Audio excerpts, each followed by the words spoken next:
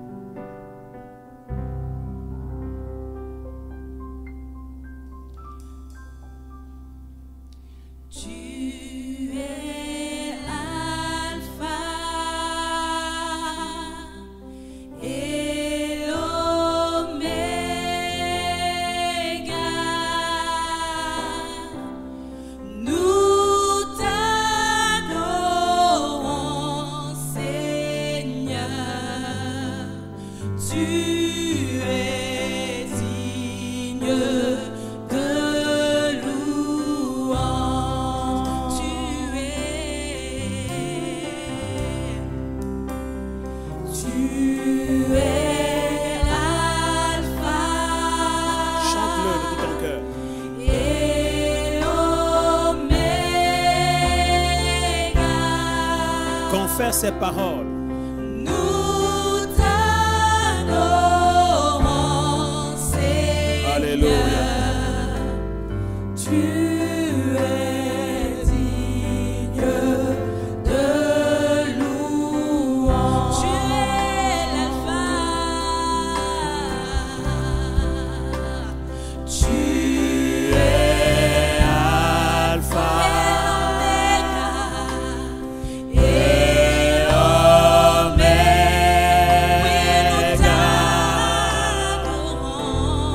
Nous t'adorons.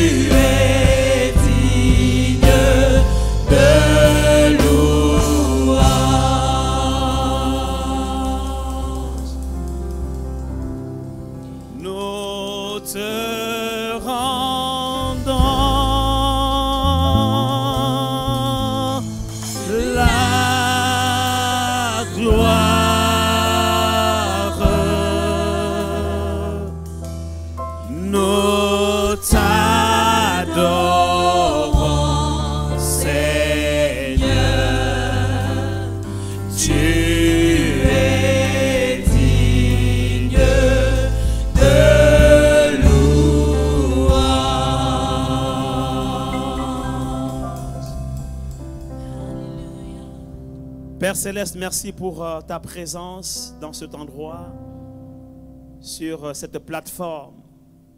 Merci pour ta présence dans nos maisons respectives. Comme j'aime à le dire très souvent depuis le début de cette pandémie, je sais que le diable a voulu fermer les églises en instrumentalisant cette pandémie. Mais il a sous-estimé ta sagesse. Parce qu'en voulant fermer les églises, le diable ne savait pas que tu es capable de changer le mal en bien. Alors là où il a fermé les églises pour empêcher que nous puissions aller en présentiel, louer, adorer notre Dieu, toi, dans ta sagesse, tu en as créé plusieurs dans les maisons.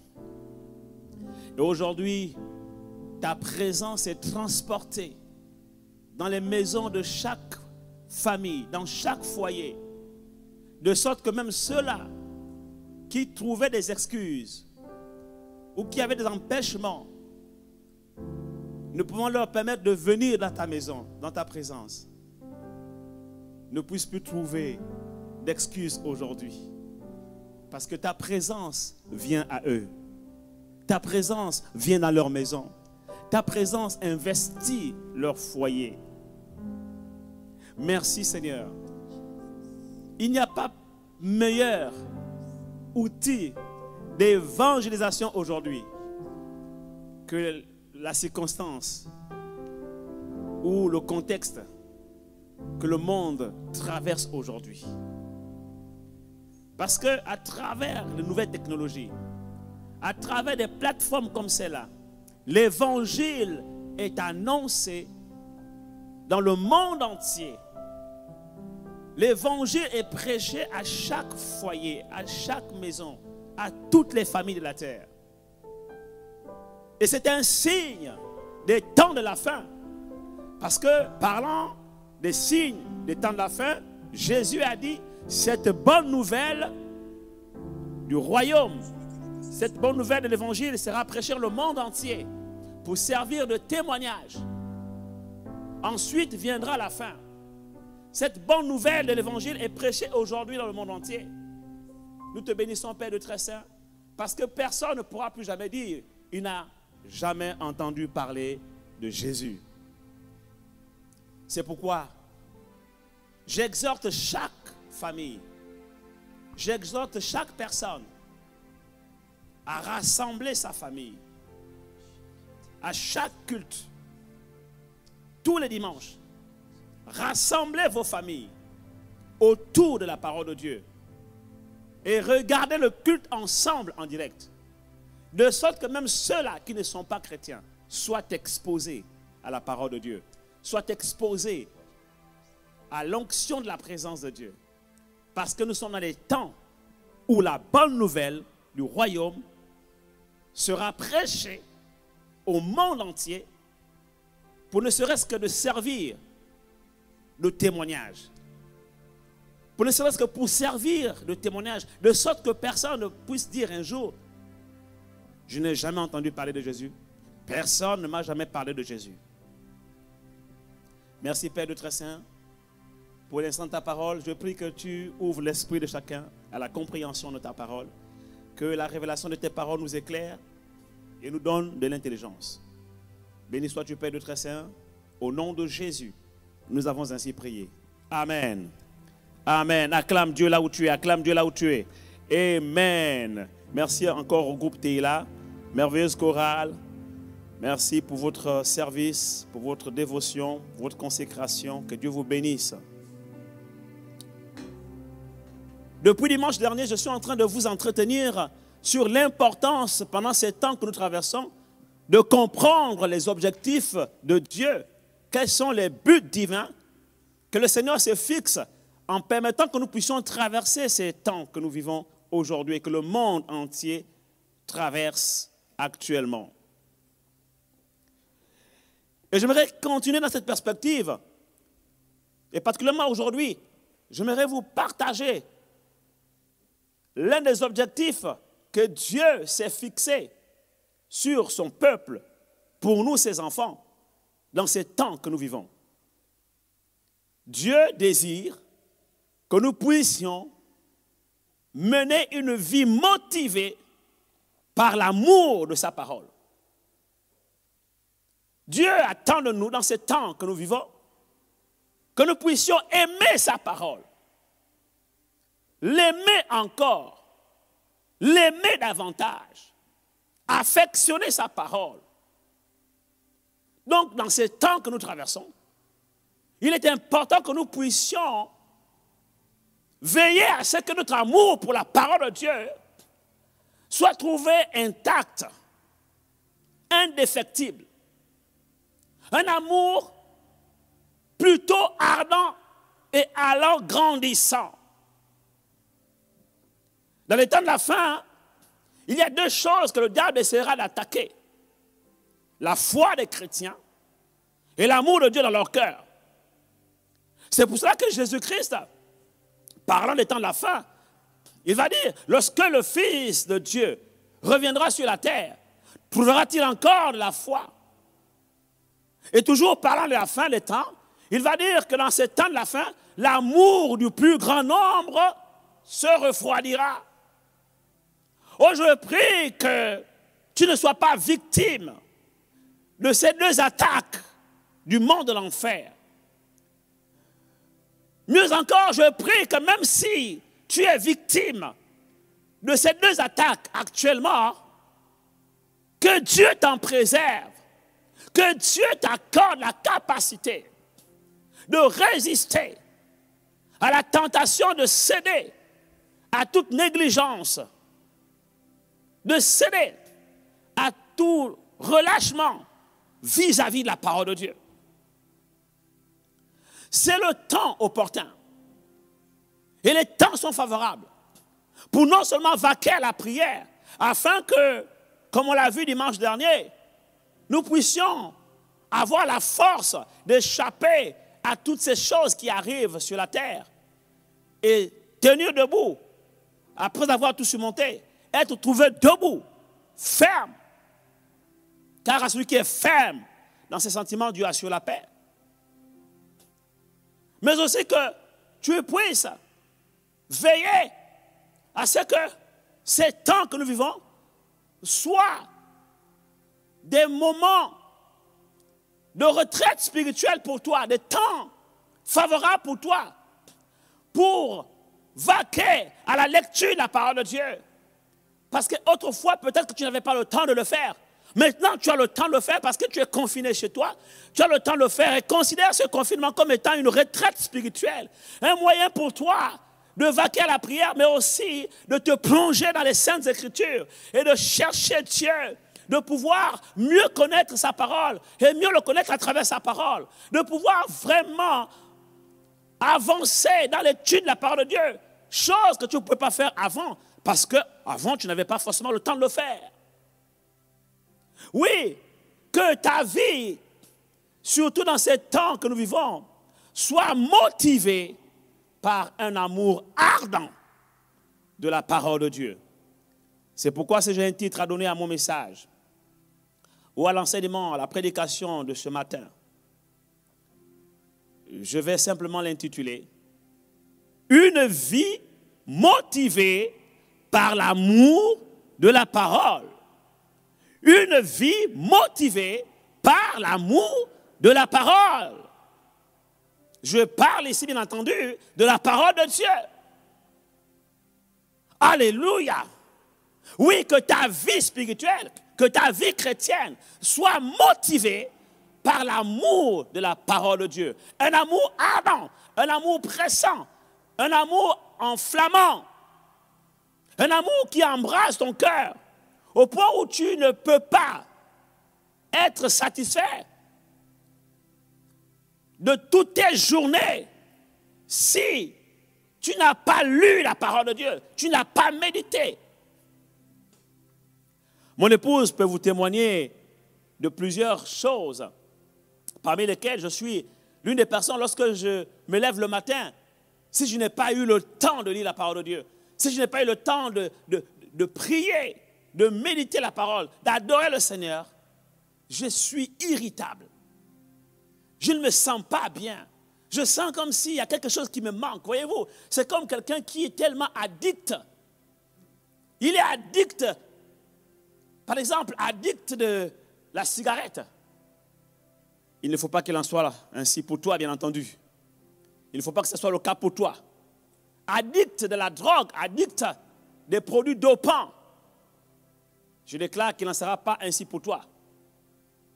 Et lorsque cette personne est en manque, vous sentez la personne, elle est irritable, elle est même irritée. Et son corps tremble parce que son corps réclame la substance qu'elle a l'habitude de prendre régulièrement. Et ce jour-là, il se trouve qu'elle n'en a plus, elle n'en a pas. Et puis, le corps réclame. Son organisme réclame, mais il n'en a pas. Et il est irritable, il est irrité. Et son corps tremble parce que c'est la manifestation du manque. Alléluia. Et ma prière, c'est que par rapport à la parole de Dieu, il en soit ainsi pour toi. Que lorsque tu n'as pas eu le temps de lire la parole de Dieu, de la méditer ou de prier, ton esprit réclame la parole. Ton esprit réclame la prière. Ton esprit réclame la présence de Dieu. Que même ton corps tout entier réclame. Ton âme soupire après la parole. Que tu perdes la paix.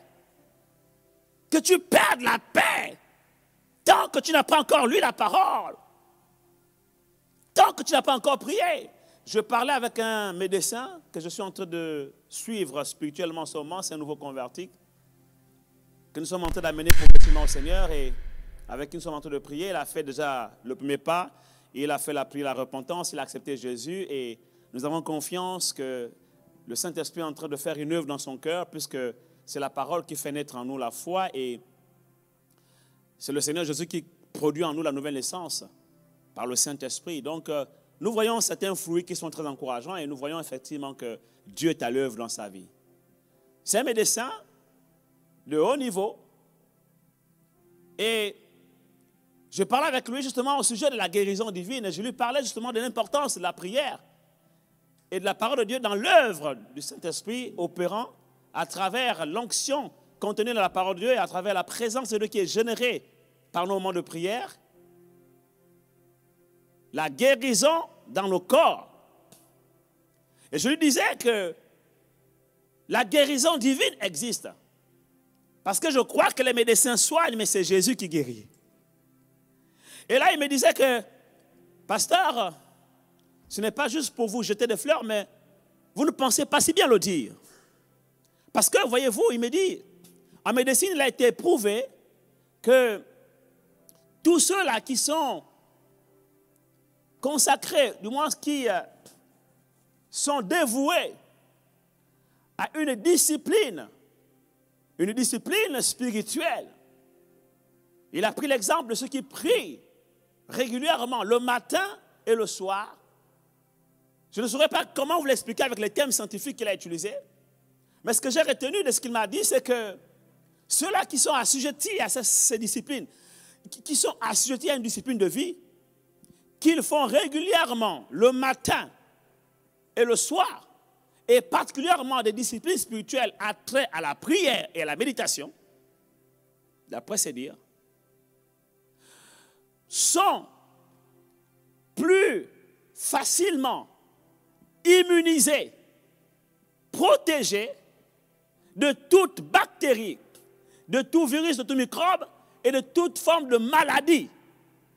Parce que l'activité spirituelle, la discipline qu'ils développent, en fait, sans se rendre compte, construit en eux des barrières immunitaires. Et cette discipline de prière et de méditation génère des choses qui ne sait pas comment expliquer, qui relèvent de l'ordre du méta, mais qui agissent dans l'organisme de l'être humain, de sorte à consolider son système immunitaire et même à le régénérer. Et il m'a dit, pasteur, dans notre carrière médicale, parfois, il y a des choses qu'on n'arrive pas à expliquer scientifiquement. Il me dit, par exemple, il y a un monsieur qui était atteint d'une hépatite B en phase terminale. Son foie était totalement abîmé. Son pronostic médical étaient déjà engagés. Et à leur grande surprise, alors que tout le monde s'attendait déjà à sa mort et qu'ils avaient déjà dit aux parents de se préparer à sa mort et qu'ils avaient déjà même sorti la personne de l'hôpital pour qu'elle aille attendre la mort chez elle à la maison et que les parents commençaient déjà à prendre contact avec les maisons de pompes funèbres et faire toutes les procédures à trait à l'inhumation. Un jour, alléluia, quelqu'un dise un jour, les médecins étaient étonnés de découvrir lors des dernières visites médicales à domicile, parce qu'il y avait toujours un suivi médical. Il y a des infirmiers qui venaient, des médecins qui venaient à la maison continuer le traitement, comme pour dire, bon, on va continuer le travail jusqu'au bout, on sait déjà que le verdict est déjà tombé et que les dés sont jetés. Mais alors, grande surprise, ils se sont surpris en train de constater, par les derniers résultats, que le foie de ce jeune homme s'était régénéré. Il dit, pasteur, on n'a rien compris.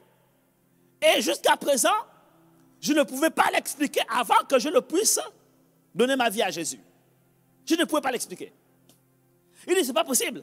Un foie qui est totalement abîmé, qui se régénère tout seul. Alléluia. Mais je dis, mais j'ai l'explication. Là, il déclare que la parole de Dieu était un remède. C'était un remède pour notre corps. Pour nos os, c'est la vie pour notre corps. C'est la vie pour les os. Pour nos os, pour les os de notre corps. La parole de Dieu, elle est puissante et efficace. Elle est vivante. Il y a la vie dans la parole de Dieu. C'est pourquoi il est écrit que Dieu nous envoie sa parole et sa parole nous guérit. Il y a la vie de Dieu dans sa parole. Donc, c'est que les médecins ou les scientifiques observent. Vous savez, les scientifiques ne créent rien. Tout ce qu'ils font, c'est de découvrir. Qu'est-ce qu'ils découvrent? Ils découvrent des lois naturelles établies par Dieu et parfois des lois spirituelles. Parce que là, ils n'arrivent pas à expliquer ça parce que c'est une loi spirituelle qui explique pourquoi ce jeune homme-là, son foie s'est régénéré tout seul. Et il me dit que maintenant il comprend parce que ce jeune homme-là, il a découvert plus tard que c'était un chrétien. J'ai dit, waouh, alléluia. Donc ce n'est pas étonnant. Certainement, il avait compris que les médecins ne pouvaient plus rien faire.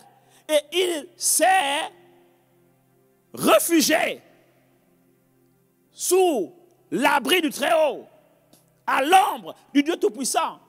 Il s'en est remis à Dieu. Il s'est confié en l'Éternel. Il a mis sa confiance en Dieu. Alléluia. Et donc, c'est tellement, j'imagine, ce jeune homme a dû pendant toute cette période.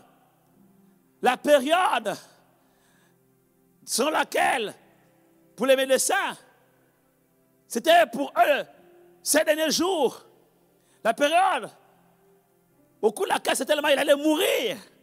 Ce jeune homme a compris que la vie est dans la parole. Alléluia. Que la vie est dans la présence de Dieu. Alors c'est tellement il s'est abandonné à Dieu. Il s'est confié à l'Éternel. Il s'est remis à Dieu. Et je l'imagine dans la prière, dans la méditation de la parole. Je ne dirais pas dans le jeûne, parce que dans son état physique et sanitaire, c'est sûr qu'il ne pouvait pas jeûner. Et j'imagine l'atmosphère autour de lui, des gens qui priaient pour lui. Et je peux voir l'accomplissement de cette parole qui déclare que le même esprit qui a ressuscité Christ d'entre les morts donnera aussi la vie à vos corps mortels. Alléluia. Je peux voir cette parole agir en lui, de sorte que le Saint-Esprit communique la vie à son esprit. Et que son esprit véhicule cette vie dans son âme. Et que son âme transmette cette vie à son corps. Je peux voir l'image de l'itinéraire de l'Esprit de Dieu agissant à travers la parole. Car la parole de Dieu est esprit et vie. Alors que ce jeune homme s'est tellement médité la parole, ou peut-être qu'il n'avait même plus la force. C'est possible dans cet état. de ne plus avoir la force de lire la parole de Dieu. Peut-être même qu'il n'avait plus la force de lire la parole de Dieu et qu'il était là, allongé, alité. Et que la seule chose qu'il pouvait faire, ce n'était que d'écouter la parole. Et je l'imagine en train d'écouter la parole, en train d'écouter la Bible en audio, en train d'écouter les prédications qui correspondaient à la situation qu'il traversait, des prédications qui motivaient sa foi, des prédications sur la foi, sur la guérison, sur la puissance de Dieu, alléluia, sur le ministère des anges, opérant à travers la parole de Dieu pour administrer des soins à ceux qui sont malades. J'imagine cet homme en train de s'abreuver de la parole, en train de se saturer de la présence de Dieu, dans cet état où il était alité. Et comme un homme qui est perfusé physiquement, mais les médecins ne savaient pas que spirituellement aussi il était perfusé. Alléluia. Oui, bien-aimé, il était perfusé, il était suspendu. Son corps était suspendu à la parole. Et donc, de la même manière qu'il était perfusé médicalement, il recevait des nutriments, de la nourriture à travers une perfusion, par voie intraveineuse. De la même manière aussi sur le plan spirituel, il était perfusé. C'est ce qui se passe lorsque tu es malade et que tu t'abreuves de la parole de Dieu et que tu te délectes de la parole de Dieu, que tu t'abreuves de la présence de Dieu. Tu ressembles à un homme qui est perfusé. Parce qu'un homme perfusé, il est suspendu à la perfusion. Il attend que la perfusion lui infuse et lui ingère des nutriments, des vitamines à travers une méthode intraveineuse. Il en est ainsi, bien-aimé, de tous ceux qui sont attachés à la parole de Dieu. Tous ceux qui sont en communion avec la parole de Dieu, en communion avec la personne de Dieu, la présence de Dieu à travers la prière. Ces personnes ressemblent à un malade ou à des malades qui sont sous perfusion. Et là, la perfusion spirituelle, la parole de Dieu qui contient tous les nutriments spirituels, toutes les vitamines spirituelles et toutes les substances spirituelles capables de te guérir et de te communiquer la bonne santé, la divine puissance de Dieu agissante à travers la parole, maintenant ce moment se met en action. Et tu reçois par dose mesurée, exactement comme une perfusion. Tu reçois à compte-gouttes, tac, tac, tac, les doses de l'onction, de la vie de l'esprit qui coule à travers la parole de Dieu. Et là, tu es surpris que tu commences à sentir ton corps changer. Tu commences à sentir des choses changer dans ton corps. C'est bizarre, la douleur qui était là commence à diminuer. Et plus tard, elle commence à disparaître. Et tout d'un coup, tu commences à sentir les effets de la parole de Dieu dans ton corps. Très souvent, tu commences à les ressentir dans ton esprit. C'est pourquoi la Bible déclare que l'esprit de l'homme le soutient. L'esprit de l'homme le soutient dans la maladie. Mais une âme abattue, qui la relèvera? Et très souvent, dans ce moment difficile, on est abattu. On est abattu, l'âme est abattue. Mais lorsqu'on reçoit les gouttes de l'onction, de la présence de Dieu, lorsqu'on reçoit l'onction de la parole, l'onction de la présence, la vie de l'esprit par gouttes, de la perfusion qui nous est donc infusée, on commence à se sentir vraiment régénéré à l'intérieur de nous. Et on sent que notre homme intérieur commence à être renouvelé. On pense à cette parole qui déclare que lorsque mon homme extérieur se détruit, mon homme intérieur se renouvelle constamment dans la connaissance de Christ à travers sa parole. On commence à ressentir un bien-être intérieur nous envahir. On commence à ressentir notre esprit être renouvelé, notre être intérieur se sentir bien. Là où il y avait le trouble, la paix commence à arriver. Là où il y avait l'inquiétude, la foi commence à naître. Il y avait le doute, la conviction et l'assurance commencent à s'installer à l'intérieur de nous que nous allons être guéris. Nous commençons à sentir, le corps est encore faible, le corps est encore malade et est en train peut-être de se détériorer. Mais à l'intérieur de nous, alléluia, quelque chose se passe. Bien-aimé, la guérison commence toujours à l'intérieur de nous. C'est pour cela que lorsque cette femme atteinte d'une perte de sang depuis 12 ans a eu la pensée intérieure de toucher le vêtement de Jésus, le bord de son vêtement, et j'avais déjà expliqué dans certains de mes enseignements pourquoi le bord parce que rapidement, je vais vous lire, dans l'Ancien Testament, les sacrificateurs portaient la robe de la sacrificature comme signe de manteau. Et sur le bord de cette robe, il y avait un ruban bleu. Et ce ruban bleu représentait le Saint-Esprit. Oui, oui. C'est là que c'est aussi important, les études théologiques, parce que ça nous permet de comprendre certains détails. Donc, cette femme qui a touché le bord du vêtement de Jésus-Christ ne l'a pas fait par hasard, ne l'a pas fait juste par un réflexe religieux. Non, elle était enseignée. Elle avait eu la révélation que Jésus était le souverain sacrificateur, établi selon l'ordre de Melchisédek. Elle avait vu que ce sacrificateur portait la sacrificature sur lui et que sur le bord de son vêtement, il y avait le ruban bleu. Et elle savait que le ruban bleu était le symbole et la préfiguration, l'image prophétique du Saint-Esprit. Et donc, lorsqu'elle se dirige vers Jésus, alléluia, elle ne va pas toucher Jésus n'importe où. Mais elle a choisi de le toucher sur le bord de son vêtement. Elle a touché le pan de sa robe. En d'autres termes, en touchant le pan de sa robe, cette femme s'est connectée au Saint-Esprit. Alléluia. Quelqu'un ici acclame le Seigneur. Amen. Or, Jésus-Christ, parlant du Saint-Esprit à ses apôtres, va dire, vous recevrez une puissance. En grec, le mot est dynamis. Ce qui a donné la dynamique ou la dynamite. Une bombe pour le camp adverse. Une bombe pour le royaume des ténèbres. Une bombe pour l'enfer. Une dynamite. Eh oui, le Saint-Esprit est une puissance, dynamis. Une énergie. Ce qui a donné dynamo. Le dynamo qu'on utilise, vous savez quand on pédale un vélo, voilà, qui est installé pour alimenter le vélo pour qu'il puisse produire de la lumière. Le dynamo. Bien-aimé, c'est ça le Saint-Esprit. Il est pour toi une dynamite pour détruire les eaux des ténèbres comme une bombe dans le camp de l'ennemi. Il est pour toi une dynamique dans le sens de l'énergie que ça produit en toi. Mais il est aussi pour toi un dynamo dans le sens où, en fait, il génère en toi la vie, la lumière. Quelqu'un ici acclame le Seigneur. Amen. Donc cette femme-là avait la révélation, elle a touché le pan de la robe. Elle s'est connectée au Saint-Esprit par la foi.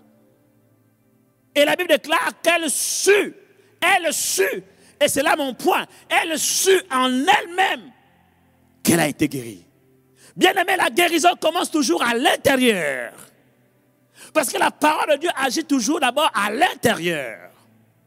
Tout ce qu'on peut recevoir de Dieu commence toujours par agir à l'intérieur de nous. Voilà pourquoi vous avez besoin de patience et d'endurance. Parce que parfois, le fruit ne va pas faire paraître ses premières germinations de sitôt.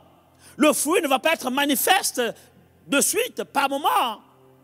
La guérison va prendre du temps. Et c'est pourquoi au sujet de la guérison, la Bible déclare que la guérison germe. La Bible utilise l'expression germer, le verbe germer. Pourquoi? Parce que la Bible, en fait, ici nous enseigne que la guérison est comme une semence qui est plantée en terre. Et il faut lui laisser le temps de germer. Donc lorsque la parole de Dieu est infusée en nous, c'est une semence de vie qui est plantée en nous. Et donc il faut lui laisser le temps de germer. Alors tu as besoin de la foi pour attendre comme un semeur va planter une graine et c'est qui devra attendre la saison de la récolte pour moissonner. Je ne connais aucun semeur sensé qui s'attendra à récolter le même jour ou la même semaine durant laquelle il a planté la semence. Il sait d'avance et il est préparé à ça.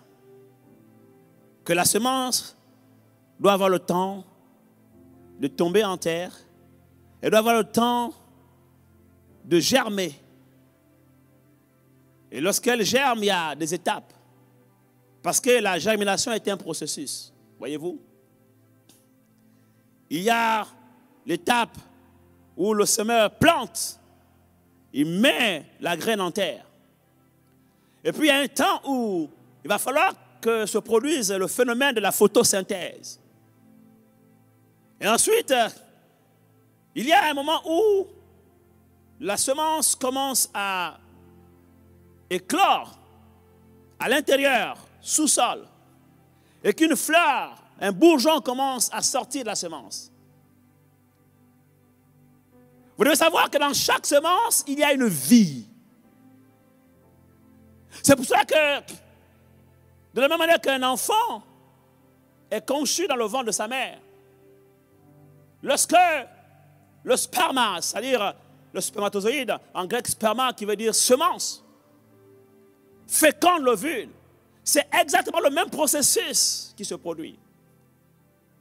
Donc il y a un temps de croissance intérieure du fœtus. Et la graine agit de la même manière lorsqu'on la plante en terre, lorsqu'on la met en terre. Il y a un temps de bourgeonnement.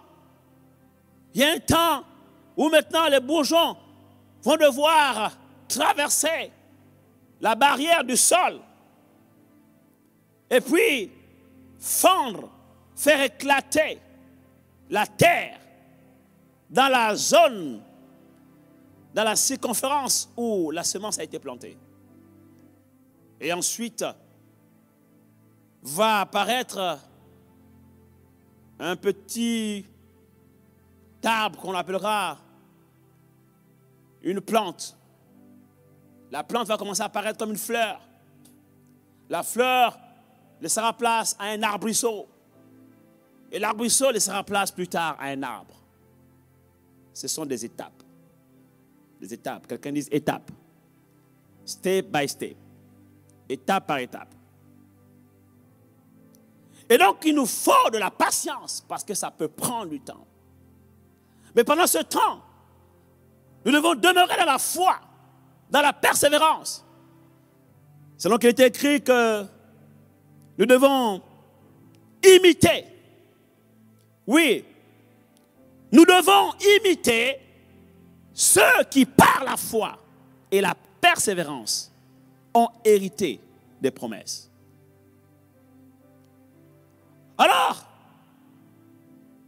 les œuvres de Dieu dans nos vies commencent toujours à l'intérieur de nous. L'action de la parole de Dieu commence toujours à l'intérieur de nous avant qu'elle ne se manifeste à l'extérieur de nous. Les bienfaits de la parole commenceront par être ressentis par chacun d'entre nous à l'intérieur de nous. D'abord, à l'intérieur de nous. Ne soyez pas pressés. Attendez que la semence puisse vraiment descendre, bien descendre. Que la semence puisse bien descendre. Attendez que la semence descende bien. Qu'elle descende bien dans le sol, dans le sous-sol. Laissez-lui le temps d'agir. Sinon, le fruit ressemblera à cette semence, cette graine qui est tombée le long du chemin, qui a rapidement germé et qui a rapidement aussi cessé de germer, s'est rapidement écroulé, s'est rapidement arrêté dans sa croissance. Laissez à la parole le temps d'infuser en vous la vie de l'esprit et d'agir dans votre âme et dans votre corps. La Bible déclare que recevez avec douceur la parole de vérité qui sauvera vos âmes. Voyez-vous, la parole vient d'abord pour sauver ton âme. Donc elle agit d'abord à l'intérieur de toi. Ensuite, elle va agir dans ton corps. Et ça peut prendre du temps. Certaines études scientifiques qui confirment certaines recherches théologiques démontrent que généralement, il faut attendre au moins 3 semaines. Plus exactement, 21 jours. Avant de commencer à voir germer les premiers fruits de la parole de Dieu. les premiers fruits d'un effort, les premiers résultats d'une discipline de vie. Et pour revenir à ma conversation avec ce médecin, il me disait exactement la même chose. Il disait que ceux-là qui sont soumis à des disciplines spirituelles de prière et de méditation, au bout de 3 semaines, 21 jours, ils peuvent commencer à constater les effets dans leur corps qui se traduisent par le bien-être intérieur, mais aussi physique. Ils se sentent plus à l'aise dans leur corps, ils se sentent plus en forme, plus dynamiques. Ils sentent que ça produit en eux un certain bien-être intérieur et physique. Et je lui ai dit, tu sais quoi? Tu ne penses pas si bien le dire parce que tu es en train de confirmer ici des lois spirituelles, des principes que nous enseigne la parole de Dieu. Et moi, je suis pasteur, j'enseigne ces choses depuis des années, mais je ne savais pas que ça avait une correspondance scientifique, ou du moins une explication scientifique. Et là, tu viens de m'ouvrir les yeux. Enfin, m'ouvrir les yeux, mais de confirmer ce que j'enseigne depuis longtemps.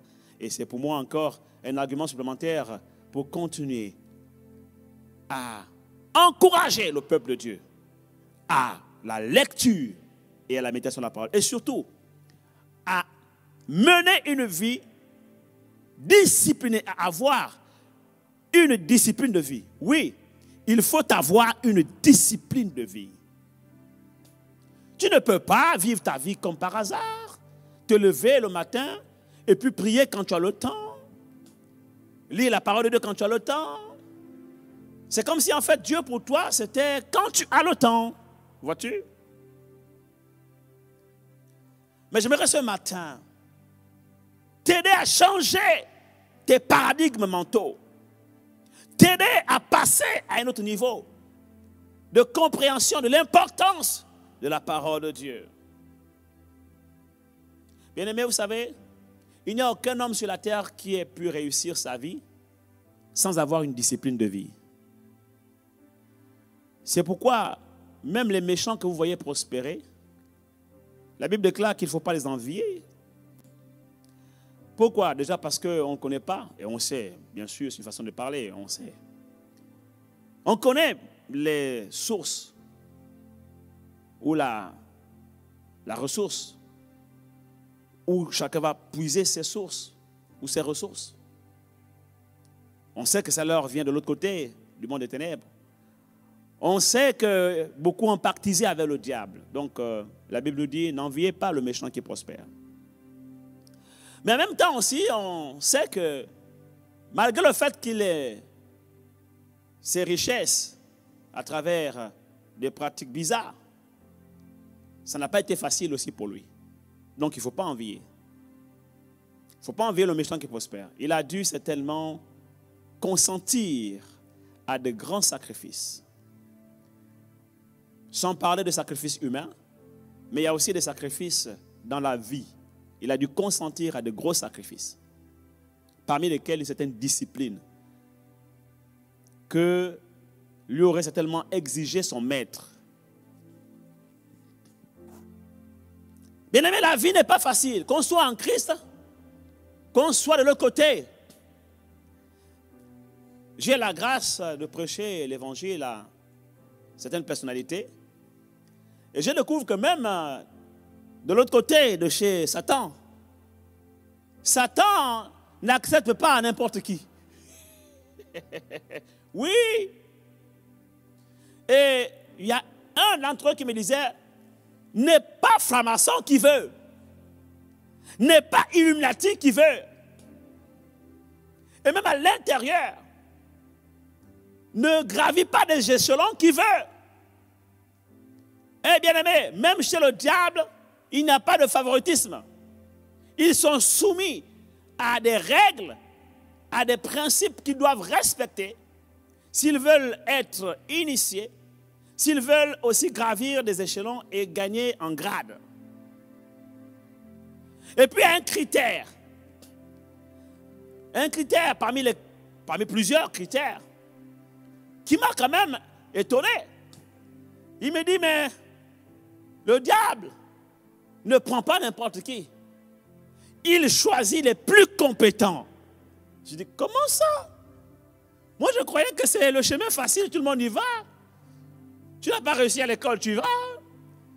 C'est le chemin facile, on peut facilement gagner la vie, notre vie, facilement gagner de l'argent. Il me dit non, non, non. Bien-aimé, tu ne peux pas réussir dans la vie sur cette terre, que tu sois de l'autre côté ou en Christ, si tu n'acceptes pas de vivre sur la terre en respectant certaines règles. Tu ne peux pas réussir si tu n'apprends pas à respecter certaines lois spirituelles et naturelles. Tu dois avoir une vie motivée par une discipline de vie. Tu dois avoir une certaine hygiène de vie, bien-aimé. Le succès et la réussite n'est pas pour les paresseux. Le succès et la réussite n'est pas pour les négligents. Donc tu ne peux pas croire que ta vie chrétienne sera une vie fructueuse, heureuse, merveilleuse, épanouissante, bénissante et même puissante si tu ne te soumets pas à une discipline de vie. Ah oui, mon frère, ce n'est pas en t'enseignant devant la télévision, en zappant à longueur de journée, que tu seras puissant. Le prophète m'a dit, a beau parler, prophétiser sur toi, je vois en toi un puissant ministère d'un grand homme de Dieu, un grand puissant évangéliste des nations, prophète des nations. J'ai prophétisé. C'est une chose. J'ai planté la semence. Maintenant, il faut que tu arroses cette semence pour que Dieu la fasse croître. Parce qu'il est écrit qu'il y a un qui plante. J'ai planté. La parole prophétique a été plantée. C'est une semence. C'est maintenant ta responsabilité de l'arroser. Et il est du ressort de Dieu, de sa compétence, de faire croître. Parce que lorsque la graine est plantée en terre, la Bible déclare que tu veilles ou que tu dormes, elle germe. Et tu ne sais pas quand, ni comment, mais elle germe. Pourquoi? Parce que ça la relève de la compétence de Dieu, du ressort de Dieu. C'est lui qui fait croître. Comment le fait-il? Par sa puissance. Comment le fait-il? Mais par la substance qui est contenue dans la graine. Vous savez, toute graine a une substance qui fait que, après l'avoir plantée en terre, elle va germer. Mais c'est quoi cette substance? C'est la vie. C'est la vie qui est à l'intérieur qui bouge. Alléluia. C'est exactement comme le sperma. À l'intérieur du sperma, donc de la semence, il y a une vie. Et c'est cette vie-là qui bouge. Lorsqu'elle est relâchée, la semence, elle va féconder l'ovule. Et il y a plusieurs vies, même à l'intérieur. Et c'est le plus fort qui gagne la course, qui devient champion. C'est lui qui féconde l'ovule qui devient champion. Déjà, c'est une bonne nouvelle pour toi. Si tu es vivant aujourd'hui, si tu es là, tu es né, c'est que tu es champion. Parce que tu n'étais pas le seul. Hein. Dans le sperma, tu n'étais pas le seul. Il y avait peut-être un Kumba, il y avait peut-être un Balthazar, un Athanase, et toi tu es là, un certain Yannick. Et lorsque votre papa a relâché, vous étiez nombreux. C'était comme si, vous savez, lors des courses aux Jeux Olympiques, il y a celui qui donne le signal. Pam! C'est parti! À vos marques, prêts, partez! Et là, il y avait un Kumba, il y avait un Moussavou, il y avait un Makinou. Alléluia. Et qui d'autre je n'en sais? Peut-être il y avait aussi parmi des femmes. Allez, c'est parti, à vos marques, prêts, partez. Et toi, tu es arrivé le premier, boum, tu as fécondé l'ovule, tu es arrivé. Parfois, il y en a deux qui fécondent en même temps, 3, 4. Vous êtes tous des champions. Quelqu'un ici acclame le Seigneur, alléluia. Et puis peuvent naître un bébé, 2 bébés, 3 bébés, 4. Vous êtes des champions. Si tu es là aujourd'hui, c'est que tu es un champion. Dis à quelqu'un, je suis un champion. Tu es né champion. Parce que si tu es né, c'est que tu as été le seul ou parmi les seuls à avoir remporté la la course, avoir gagné la course. Donc dans la semence, il y a la vie. Dans la graine, il y a la vie. C'est cette vie-là qui fait germer, qui fait croître. Donc quand on dit qu'il y a un qui plante, un qui arrose et Dieu fait croître, sache que moi, pasteur, prophète, serviteur de Dieu, hein, mon rôle est de planter la semence. Je plante. Mais votre rôle à vous est d'arroser. Alléluia. Il faut arroser. Comment on arrose? On le verra dimanche prochain. Je vais vous enseigner comment on arrose. Alléluia. C'est ta responsabilité d'arroser. Et quand tu as arrosé, maintenant Dieu, lui, il fait son travail, il fait croître. À quel moment? On le sait. Que tu veilles ou que tu dormes, la semence de la parole, elle va croître à l'intérieur de toi. La graine va germer. Parce qu'en elle, il y a une vie. Et cette vie se met en mouvement. Et cette vie-là, elle agit. Elle fait germer la graine. Et cette graine-là, elle produit des bourgeons, elle produit une plante, elle produit un arbrisseau, elle produit un arbre et sur lequel il y aura bien entendu un feuillage verdoyant et qui portera son fruit en sa saison. Et tout le monde sera content de manger de son fruit. Alléluia. Et c'est là aussi parfois que, au moment où le fruit est déjà mûr, sur l'arbre, tu deviens un gros arbre avec des fruits, très mûrs et juteux. Tout le monde est content de manger ton fruit, mais parfois ça ne se fera pas sans persécution. Parce que celui qui veut manger ton fruit, ben, il va falloir qu'il le cueille. Il y en a qui cueillent avec certaines méthodes très appropriées. Ils vont peut-être prendre des moyens comme par exemple des échelles. Ils vont monter sur l'arbre, ils vont cueillir délicatement le fruit. Et la récolte se fait tranquillement dans le respect mutuel. Mais il y en a de ceux-là qui n'ont pas de temps à perdre. Aller chercher un échafaudage ou une échelle quelconque pour aller cueillir le fruit délicatement. Non, non, non, non, non. Ils n'ont pas le temps, ils veulent manger ton fruit. Qu'est-ce qu'il faut? Ils prennent une pierre. Et tu devras encaisser les pierres qui viennent vers toi et sur toi. Il ne faut pas dire, mais ce n'est pas possible. On me jette des pierres, ce n'est pas normal. Mon frère, tu portes du fruit, on doit en manger. Quelqu'un ici acclame le Seigneur, alléluia. C'est comme ça, mon frère. Il y a juste dans cette foule de personnes autour de toi des bons moissonneurs et des mauvais moissonneurs. Les bons moissonneurs vont cueillir ton fruit délicatement, mais les mauvais moissonneurs, qu'est-ce qu'ils vont faire? Ils vont te jeter des pierres. Il y avait un homme de Dieu que Dieu a béni. Il a béni sa vie, il a béni son ministère. Il était prospère. Son ministère croissait. Et Dieu l'a rendu puissant spirituellement et financièrement. Et puis il y avait un jeune ministère qui n'était pas encore arrivé à son stade. Et je ne sais pas quelle mouche a piqué ce jeune ministère. Mais nous savons que c'est un esprit méchant qui l'a animé.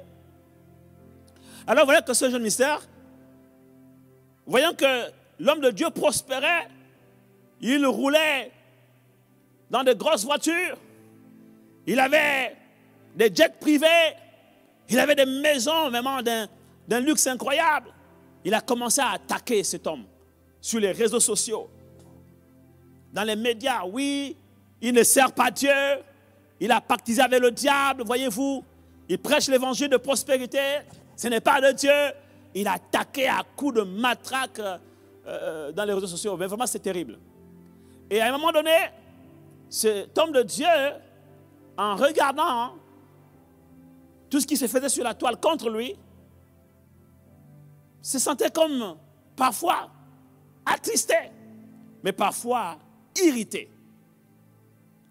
Et le Seigneur lui a dit, mais pourquoi t'attristes-tu? Pourquoi t'irrites-tu? Tu as porté du fruit, tu portes du fruit. Maintenant, il y a des bons moissonneurs et il y a des mauvais moissonneurs. Et les mauvais moissonneurs, ils jettent des pierres. Il a dit, mais Seigneur, je ne comprends pas. Il s'attaque à mon ministère, il s'attaque à ma vie. Et tu me dis qu'il veut manger de mon fruit? Dieu lui dit oui. Quand on te jette des pierres, quand on jette des pierres sur toi, c'est qu'on veut manger de ton fruit. Qu'on voit que tu portes de fruits, que ton fruit est mûr, on veut manger de ton fruit. Alors, il va dire au Seigneur, mais que dois-je faire alors? Le Seigneur dit, mais écoute, quand quelqu'un veut manger ton fruit, que dois-tu faire? Donne-lui de ton fruit. Et c'est comme ça qu'il a eu à la pensée, à l'instant, l'idée d'offrir à ce jeune homme une très belle voiture, toute neuve. C'est un homme de Dieu qui avait l'habitude de recevoir des dons vraiment qui venaient de toutes parts. Et il venait de recevoir une très très belle voiture. Une voiture de marque. Et il entend la voix de l'Esprit lui dire, offre cette voiture à ce jeune homme. Il dit, ok Seigneur. Il a cherché à rentrer en contact avec le jeune homme. Et puis il a eu ses coordonnées. Il appelle le jeune homme et dit, moi je m'aimerais te rencontrer. Et le jeune homme lui a dit, il n'y a pas de problème, je vais venir. Il a dit au jeune homme, non, c'est moi qui viens vers toi. Ah, le jeune homme lui dit, mais non, tu es un grand homme de Dieu. Non, moi je viens vers toi. Et il est allé vers le jeune homme. Quand le jeune homme le voit arriver chez lui, avec une délégation, donc garer les voitures.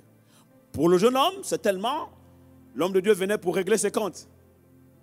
Mais non, quand il arrive, il dit, tu sais quoi, j'ai suivi un peu ton ministère, ce que tu fais, je sens en toi vraiment un appel de Dieu. Tu es un homme de Dieu en gestation, c'est un bon ministère en gestation, mais tu sais, pour bien faire le ministère, mon petit, moi tu me vois là, j'ai souffert.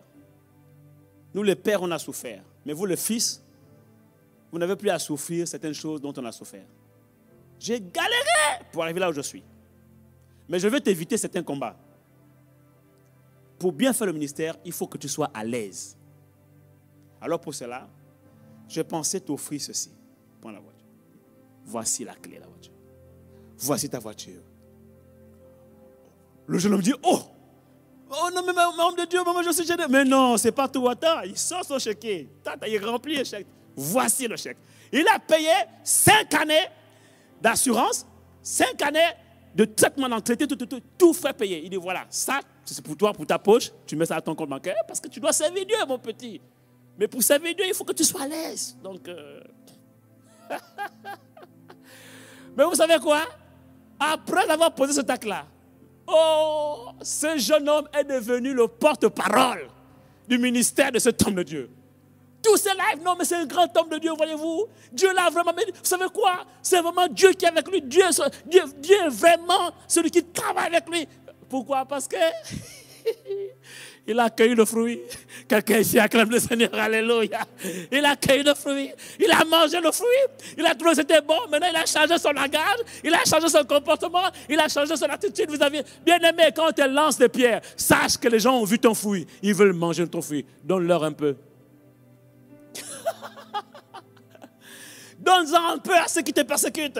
Tu vas voir, ils vont fermer leur bouche, ils vont commencer à te bénir, ils vont commencer à faire ta publicité, ils vont commencer à parler de toi, ils vont commencer à être tes promoteurs. Bien-aimé, donne seulement un peu. Tu vas voir, ils vont se taire. Quelqu'un ici acclame le Seigneur, alléluia.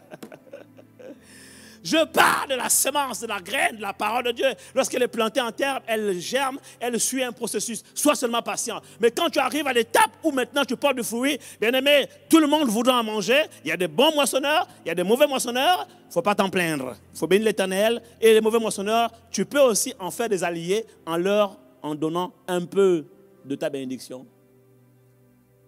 Amen. Alléluia. Vous ne voyez pas Jacob avec son frère Ésaü. Ésaü était en colère pendant des années. Mais Jacob a compris que non, là, il faut utiliser la loi de la semence. Il a apporté des offrandes, des biens matériels. Il a fait avancer ses serviteurs. Allez-y, avant moi. Ils sont partis à la rencontre d'Ésaü. Ils ont déposé les offrandes. J'imagine Ésaü qui était en colère. Il voit les serviteurs de Jacob. Il est où Jacob? Il est où Jacob? Attendez, voilà ce que Jacob a envoyé. Avant qu'il n'arrive, voilà, dépose.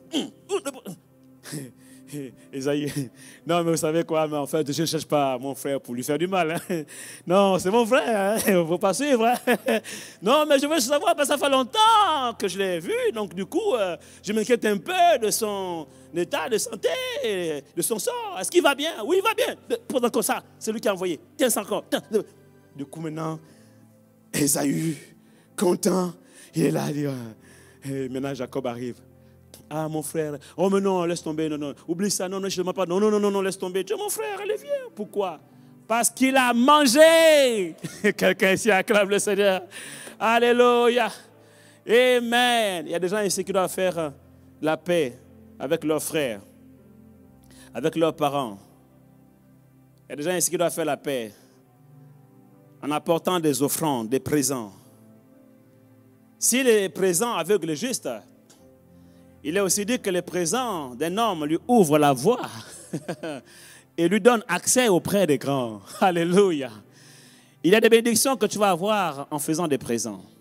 Il y a des malédictions que tu vas briser sur ta vie en faisant des présents. Eh oui. Il y a des portes que tu vas ouvrir sur le chemin de ta destinée rien qu'en faisant des présents. Il y a des malédictions qui pèsent sur toi qui sont causées par la colère d'un homme ou d'une femme à ton égard. Il faut faire des présents pour calmer la colère, pour faire passer la colère. Mon frère, une bouche qui a bien mangé ne parle plus. Eh oui, mon frère, une bouche pleine ne parle plus. Si elle veut parler, elle n'a que deux choix devant elle. Soit elle crache ce qu'elle a mangé. Et là, maintenant, elle peut parler. Soit elle avale et elle se tait. Quelqu'un ici acclame le Seigneur. Alléluia. Amen. Donc, il y a des gens ici, on prie pour vous. On impose les mains. On fait des onctions d'huile, des bains d'huile. Ça ne marche pas. Malédiction est toujours là. Bam, bam, bam, bam, comme on dit au pays. Résistance. Arrête un peu de prier. Arrête un peu de faire toutes ces choses-là, jeûne, prière, veille de prière. Arrête un peu de fatiguer le prophète avec orientation sur orientation, prophétie sur prophétie, précision sur précision. Vous savez, il y a des gens qui ne sont jamais satisfaits des prophéties. Tu peux dire, moi j'ai déjà vu ça. Même pendant les matins de prière, je donne une prophétie, je dis voilà, je vois, précision, non, tout. Voilà, la direction est claire. La personne va quand même dire, ah, est-ce que je peux rencontrer le prophète? Parce que quand il a parlé sur moi là, en fait, il y a des choses, j'aimerais qu'il précise. Quelle précision encore, mon frère? Tu as reçu. Allez, vas-y maintenant, agis. Donc, arrête de fatiguer le prophète avec des prophéties, orientation, précision. À un moment donné, il faut comprendre que là, ça nécessite un acte. Quelqu'un dit un acte. Pose un acte. Relâche une offrande. Alléluia. Bâtis un hôtel. Dépose une semence. Eh oui. Il y a des choses qui se règlent facilement comme ça. Saint-Esprit, tu m'amènes là-bas alors qu'il y avait d'autres choses à dire. Quelqu'un dise, la parole de Dieu est une semence qu'on plante en terre et qui germe. Et la germination suit un processus, étape par étape. Donc, nécessite une attitude de patience. Sois patient pour ta guérison. Tu la recevras. Tu l'as déjà reçue, mais elle va se manifester. Elle germe. Elle germe. Sois patient pour recevoir ta bénédiction. Elle a déjà été relâchée par Dieu. Dès l'instant où il a relâché sa parole, la bénédiction a été relâchée. Elle germe. Elle germe. Elle germe. Alléluia. Il faut seulement que ta vie soit motivée par l'amour de la parole. Aime la parole. Mange la parole. Affectionne la parole. Remplis-toi de la parole.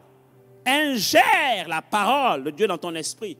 Parce que lorsque tu ingères la parole de Dieu dans ton esprit, la parole infuse en toi la vie de Dieu. Et comme une semence qui contient la vie, cette vie-là se met en mouvement parce qu'en elle, il y a la vie et le mouvement. Et donc, elle agit en toi pour produire ce dont tu as besoin. La guérison, la restauration, la libération, la délivrance, etc. Quelqu'un ici acclame la parole de Dieu. Quelqu'un ici acclame la parole de Dieu. Alléluia. Donc, aime la parole. Celui qui aime la parole, note ça. Celui qui aime la parole de Dieu n'attend pas d'avoir envie de lire la parole de Dieu pour la lire ou la méditer.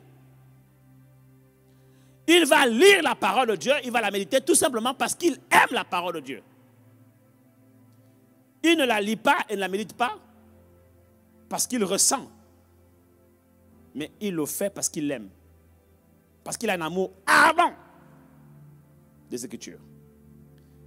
Donc il le fera. Qu'il la comprenne ou ne la comprenne pas, il lira la parole. Quelqu'un ici acclame le Seigneur. Alléluia. Amen. Je voudrais terminer avec un point parce que dimanche prochain, je vous donnerai la suite de ce message parce que j'ai beaucoup à dire sur cette thématique. Une vie motivée par l'amour de la parole de Dieu, un amour ardent.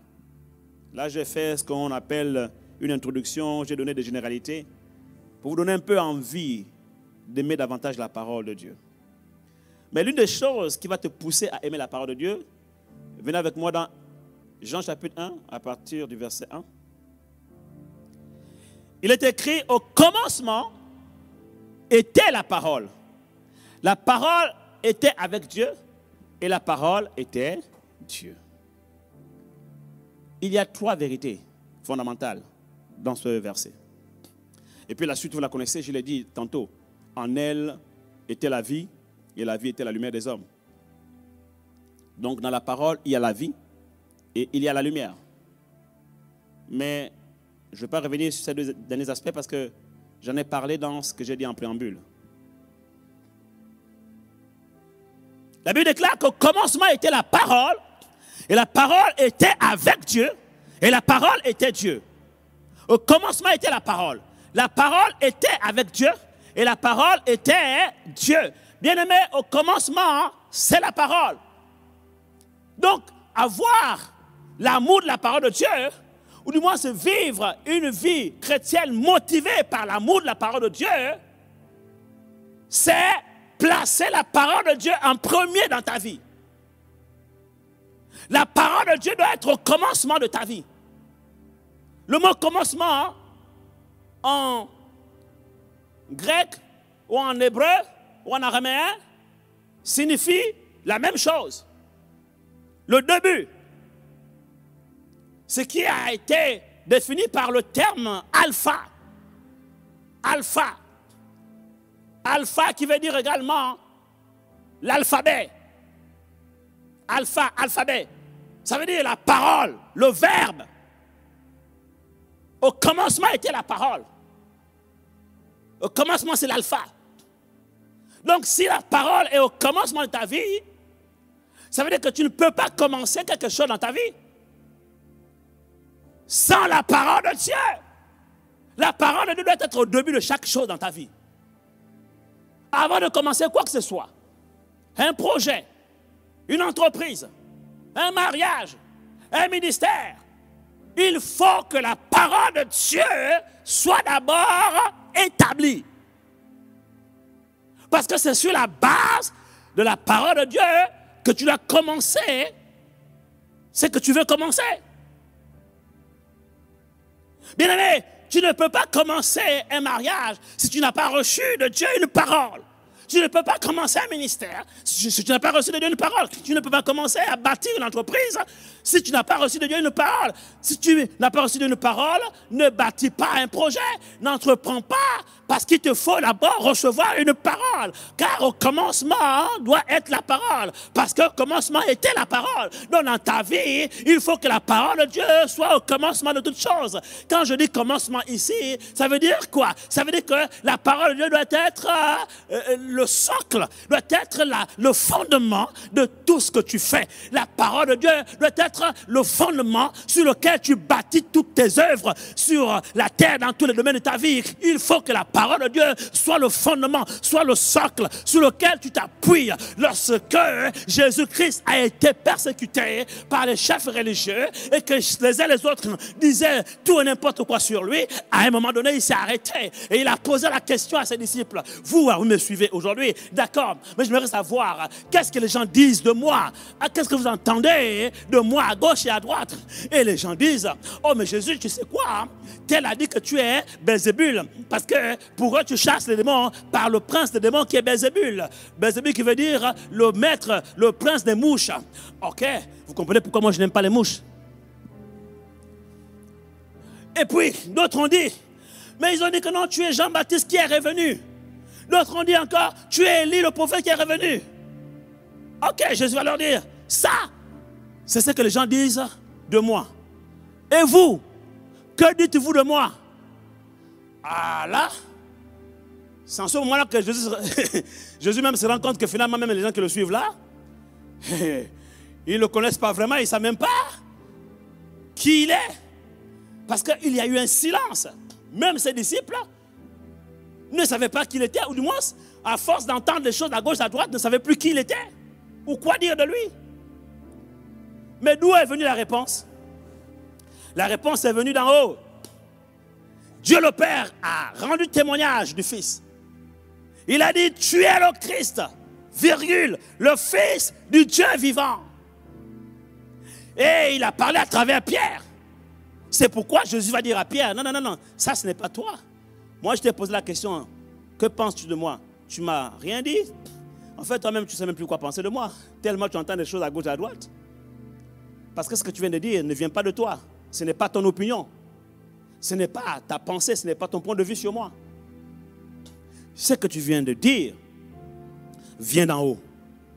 Car ce n'est pas la chair et le sang qui te l'ont révélé.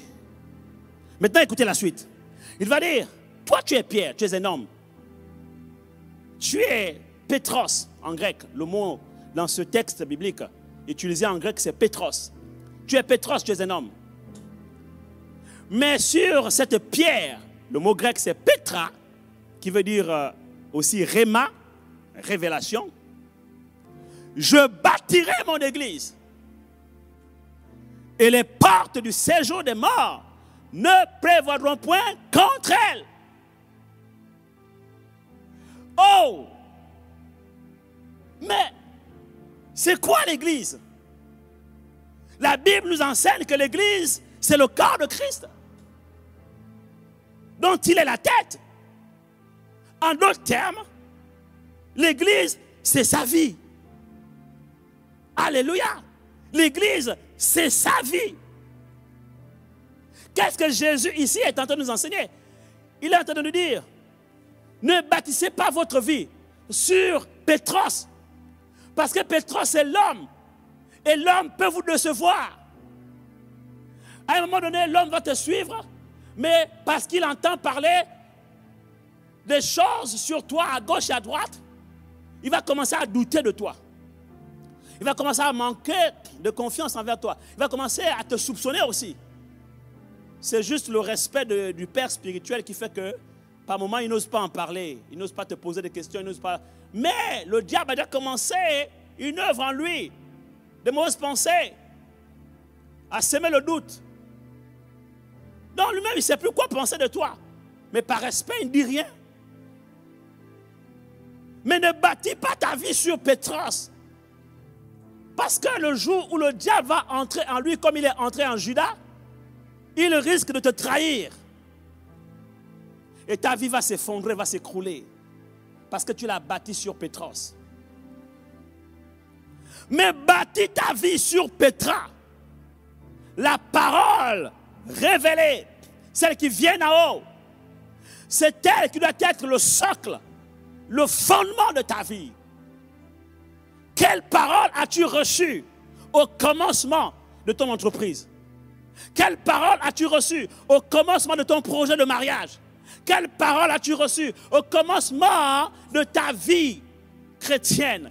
Quelle parole as-tu reçue au commencement de ton ministère? Qu'est-ce que Dieu t'a dit? Qu'as-tu reçu d'en haut? Parce qu'un homme ne peut recevoir que ce qui lui a été donné d'en haut, que ce qui lui a été donné du ciel. Qu'as-tu reçu? C'est cette parole que tu as reçue au commencement qui va être le socle, qui va être le fondement sur lequel tu vas bâtir ta vie. Maintenant, c'est quoi la conséquence? Jésus nous dit, parce que tu aurais bâti ta vie, tu aurais bâti ton couple, tu aurais bâti ton ministère, tes projets, ton mariage, sur la parole que tu as reçue de Dieu au commencement, les vents vont souffler. Alléluia. Les torrents vont se déverser. Les portes du séjour des morts vont se déchaîner contre toi. Mais la Bible déclare, les portes du séjour des morts ne prévaudront point contre toi, contre ton mariage, contre ton ministère, contre ton couple, contre ta famille, contre tes enfants, contre tes projets, contre ton entreprise. Pourquoi? Parce que c'est Dieu qui a parlé sur toi. C'est la parole qui vient d'en haut. C'est Petra, c'est la Réma, c'est le roc, c'est le roc, c'est le roc. Les vents vont souffler, les torrents vont se déverser, les tempêtes vont s'abattre. Ta maison résistera. Quelqu'un ici acclame le Seigneur. Alléluia. Quelqu'un ici acclame le Seigneur. Voilà pourquoi ta vie chrétienne doit être motivée par la parole de Dieu. Elle doit être motivée par un amour ardent de la parole de Dieu. Parce que la parole de Dieu doit être le socle, le fondement de ta vie. Lis-la, médite-la jour et nuit. En elle, il y a la vie, il y a la guérison, il y a la libération, il y a la bénédiction, il y a la restauration, il y a la réconciliation, il y a la délivrance, il y a la grâce, il y a la puissance de Dieu. Elle est suffisante. La parole de Dieu est suffisante. Elle se suffit en elle-même pour changer ta vie, pour changer ton destin, pour changer la trajectoire de l'itinéraire de ta destinée sur la terre, pour changer ton statut, pour changer ta personne et ta personnalité, pour changer ton caractère, pour changer tes comportements, tes agissements, tes tempéraments. La parole de Dieu est suffisante. Ma Bible me dit-elle que commencement elle était. C'est elle et par elle que le monde a été créé. La Bible déclare que c'est par la parole de Dieu et par la foi que nous reconnaissons que le monde entier a été créé par la parole de Dieu et que rien de ce qui existe n'a été fait sans la parole de Dieu. Parce qu'en elle, il y a la vie. La parole de Dieu est puissante et efficace. Elle est plus tranchante qu'une épée quelconque à double tranchant. Elle sépare à l'intérieur de toi âme et esprit, jointure et moelle. Elle repositionne les choses à l'intérieur de toi, les forteresses, les choses que tu as reçues, de la même manière que tu as hérité de tes pères, l'héritage ancestral, dans ton comportement, dans ton caractère, dans ta personnalité. La parole de Dieu pénètre ton âme. Elle est capable de sauver ton âme. Elle tranche, elle coupe les liens qui séparent âme, esprit, jointure et moelle. Elle coupe les liens ancestraux, elle coupe les liens héréditaires, elle coupe les liens de l'âme, elle coupe, elle taille les liens spirituels qui te connectaient au monde spirituel, les traditions ancestrales, de la sorcellerie que tu as pratiquée, l'occultisme que tes aïeux ont pratiqué et qui a été transféré à travers le sang, à travers les alliances spirituelles jusqu'à toi. La parole de Dieu fait une œuvre à l'intérieur de toi. Elle commence toujours par agir à l'intérieur de toi. Elle sépare âme, esprit, jointure et moelle. Elle juge les pensées, les sentiments du cœur. Parce que la parole de Dieu est comme un miroir. Quand tu la lis, tu es en face d'un miroir. Tu te regardes et tu vois qui tu es, tes comportements, tes pensées, l'état de ton cœur. La parole de Dieu te montre qui tu es. Comme un miroir, tu es là. Tu la vois et tu vois qui tu es. Et la Bible déclare que tous ceux qui contemplent Dieu à travers ce miroir qui est la parole de Dieu, ils sont changés, ils sont transformés de gloire en gloire, comme par le Seigneur l'Esprit. Alors que tu lis la parole, alors que tu la médites jour et nuit, alors que tu es exposé à la parole, tu es changé parce que tu es transformé de gloire en gloire. Tu ressembles plus à Christ, à l'Esprit de Dieu. Et la Bible déclare que tu es changé en l'image de Christ. C'est pourquoi je dis que l'on devient toujours ce à quoi on s'expose régulièrement, quotidiennement, parce que tu vas aimer la parole, tu vas la lire régulièrement, quotidiennement. Elle va changer ta vie en commençant par l'intérieur. Elle va changer ton cœur de pierre. Elle va l'enlever, elle va mettre à la place un cœur de chair. Elle va infuser en toi un esprit nouveau. Elle va mettre en toi des pensées bonnes, tout ce qui est pur, tout ce qui est digne de louange, tout ce qui est vertueux, tout ce qui mérite l'approbation, tout ce qui est dans la lignée, la logique de la foi feront désormais l'objet de tes pensées. Oui, la parole de Dieu va changer tes conceptions. Elle va changer ta perception de la vie. Elle va changer ta façon de concevoir la vie. Elle va changer tes perceptions de la vie. Elle va changer ta mentalité. Elle va changer ta vision de la vie. La parole de Dieu va changer ta structure mentale. Elle va reparamétrer tout ce qui a été comme des magmas de pensée logés dans ta tempe gauche, ta tempe droite. La parole de Dieu va laver ton cœur, va laver ton âme, va laver tes pensées, va renouveler ton intelligence, va renverser les forteresses et les hauteurs qui jusqu'à présent se sont liguées contre la connaissance de Christ, et des forteresses qui sont des autels qui sont érigés en toi, à l'intérieur de toi, et que tu as reçu de la vaine manière de vivre que tu as hérité de tes pères. Ton père aimait mépriser ta mère, ton père frappait sa femme, ton père était vraiment indifférent, ton père était ceci et cela, et toi tu es en train de reproduire ces comportements dans ton couple. Tu traites ta femme exactement comme ton père traitait ta mère. Mais bien aimé, si tu t'exposes à la parole de Dieu régulièrement, la parole de Dieu va renverser en toi ces autels, ces hauts lieux, ces forteresses et ces raisonnements hautains que tu as reçus de la nouvelle manière de vivre que tu as hérité de tes pères. Il va renverser ces choses. Et la parole de Dieu va changer ta vie, va changer l'homme que tu es. Tu vas devenir à l'image de Christ. C'est ça, nous tous qui le visage découvert, contemplons comme dans un miroir la gloire du Seigneur. Nous sommes changés, littéralement changés, en la même image, à l'image de Christ. Nous ressemblons à Christ. Nous devenons semblables à Christ parce qu'on s'expose à sa parole. On s'expose à l'image de Christ. On s'expose à la parole. Et nous devenons semblables à Christ. Et qu'est-ce que la Bible dit? La Bible dit au sujet de Christ qu'il a aimé son épouse, l'Église. Alors tu vas apprendre à aimer ton épouse comme Christ a aimé l'Église et s'est livré pour elle. Et tu vas changer ta façon de vivre, ta façon de te comporter vis-à-vis de ton épouse. Oui, mon frère, et j'en passe. Ce n'est qu'un exemple parmi tant d'autres de ce que la parole de Dieu est capable de faire dans la vie de quelqu'un. Mon frère, tes comportements, tes agissements, tes tempéraments aujourd'hui ne sont rien d'autre que le résultat des semences que tu as reçues hier et qui produisent aujourd'hui leurs fruits dans ta vie. Et ce fruit se transforme et se manifeste à travers des attitudes, des habitudes, des comportements, des agissements, des tempéraments. Mais lorsque tu changes la semence, alléluia, et que tu maintenant prends la semence de Dieu, que tu la plantes en toi, la même semence de Dieu va produire aussi d'autres comportements. Bien aimé, ce qui change la vie d'un homme, ce n'est pas l'imposition des mains.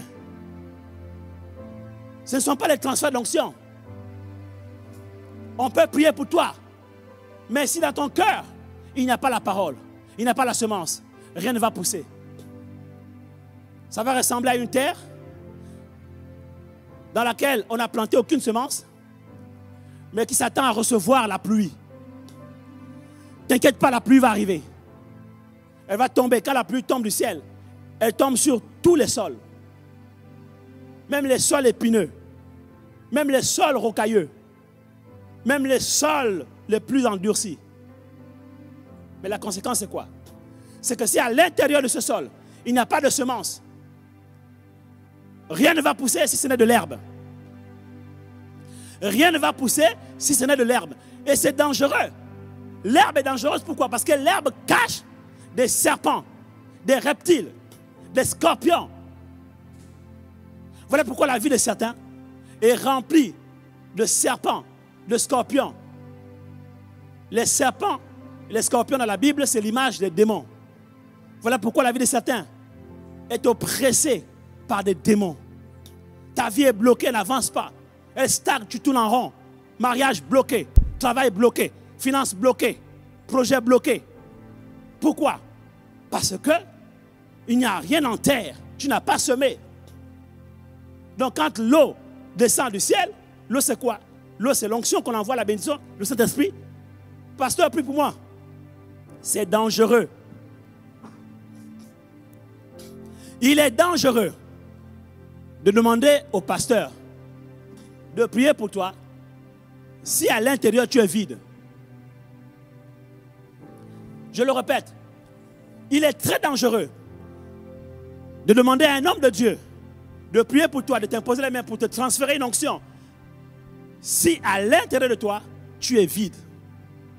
Pourquoi? Parce que ça ressemble à de l'eau qu'on va verser sur une terre aride, une terre dans laquelle il n'y a pas de semence. La conséquence c'est quoi? C'est que c'est de l'herbe seulement qui va pousser. Le danger c'est quoi? C'est que dans cette herbe viendront se cacher des reptiles, des serpents, des scorpions. Et ta vie sera encore beaucoup plus compliquée. Voilà pourquoi maintenant, moi j'ai changé de stratégie. Je demande aux gens de venir, avant de prendre un entretien avec moi, venez d'abord avec moi dans la prière. On prie ensemble. Je vous partage la parole de Dieu. Maintenant, après, on verra. Donc, venez au matin de prière. Prions ensemble. On va bientôt commencer une nouvelle série, un nouveau cycle de jeûne et prière. 40 jours de jeûne et prière. On aura également des matinales de prière. Ça va commencer le 14 novembre. Du 14 novembre jusqu'au 24 décembre. 40 jours. Jeûne et prière.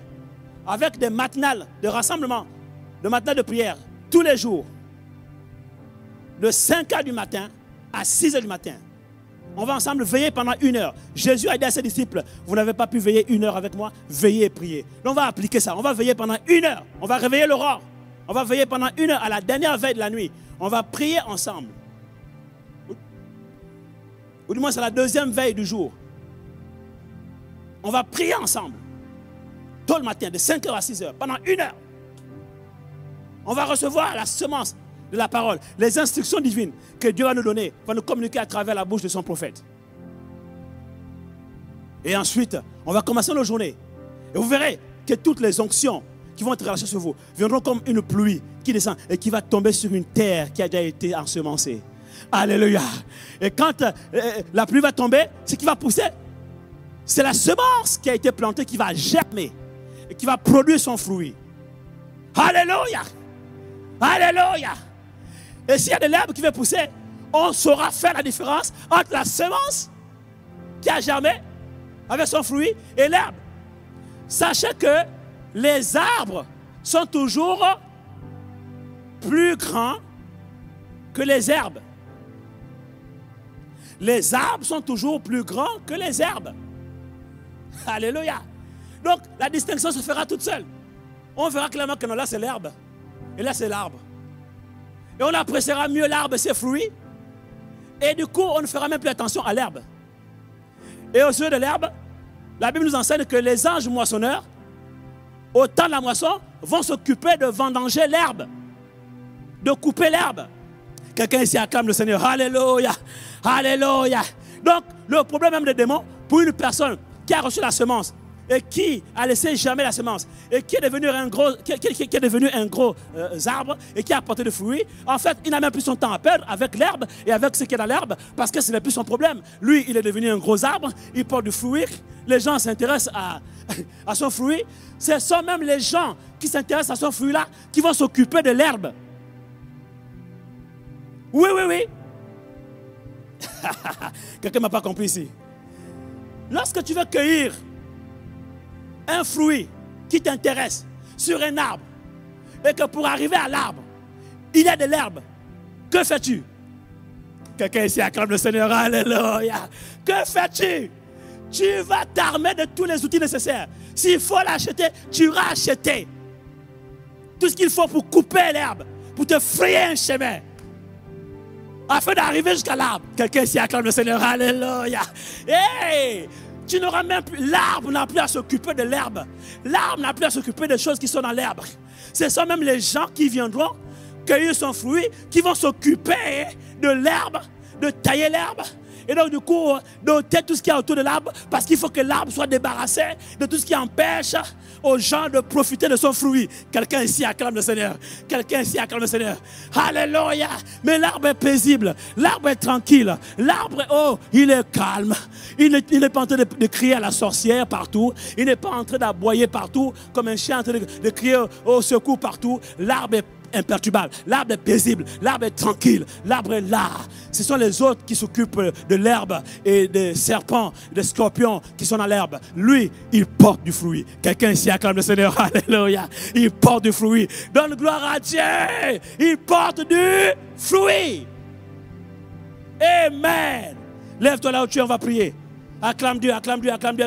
Oh, c'est pourquoi ta vie chrétienne doit être motivée par la parole de Dieu. Affectionne la parole, lis la parole, médite la parole, ingère la parole.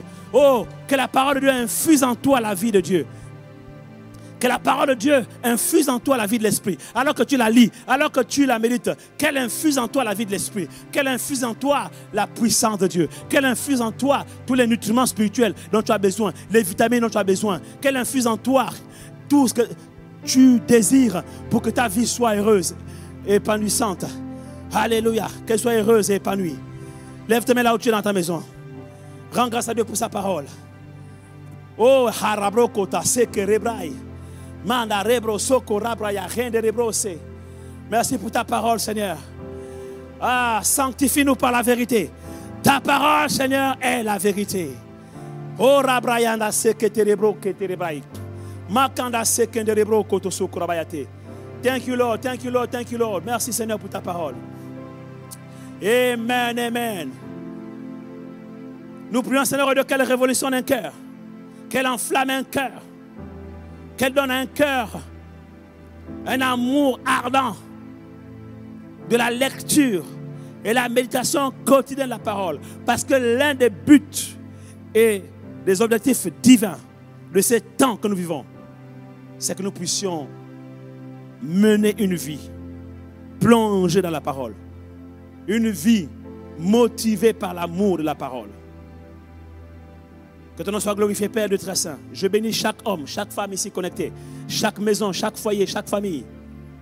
Et que ta parole, qui les a touchés, agisse dans leur vie et ne retourne point à toi sans avoir accompli ce pourquoi elle a été libérée, sans avoir produit le fruit pour lequel tu l'as relâché. Que ton nom soit glorifié, Père de très saint. Dans le nom de Jésus, nous avons tous ainsi prié. Amen. Amen. Amen. Gloire à Dieu.